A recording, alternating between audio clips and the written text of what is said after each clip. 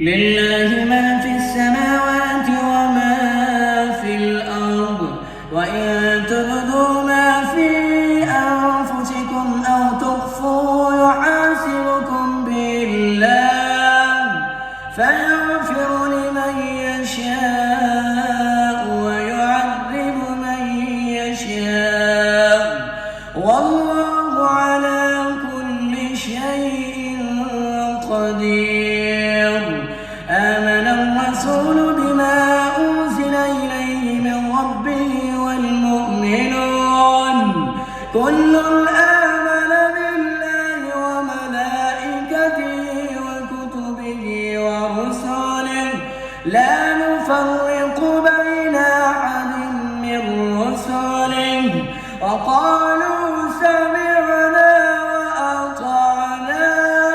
وأطعنا غفرانك ربنا وإليك المصير. لا يكلف الله نفسا إلا وسعها لها ما كسبت